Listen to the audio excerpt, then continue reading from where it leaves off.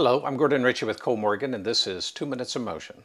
This is part 1 of our series on Scope Tool Advanced Use. In this segment, we have already captured a scope plot, and we are going to use the tool to analyze the information. We have a scope plot of a motion profile made up of 4 motion tasks joined together.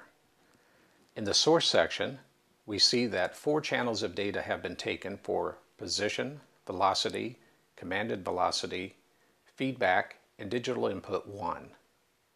We can hide any channel at any time and unhide as we wish. Hiding a channel can make the remaining channels much easier to see.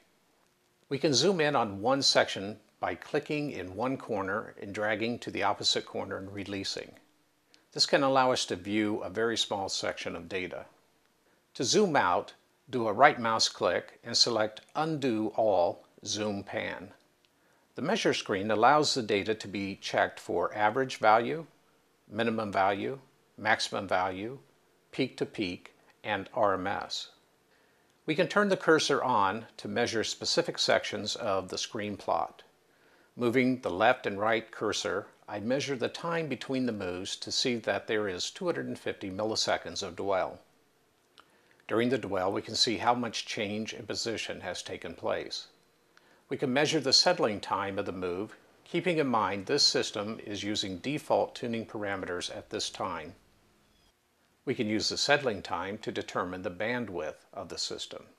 The inverse of settling time equals bandwidth. The scope plot can be saved for later use in one of 5 formats, such as bitmap, JPEG, PNG, EMF, and WMF. This is useful to allow the images to be placed in a presentation or report.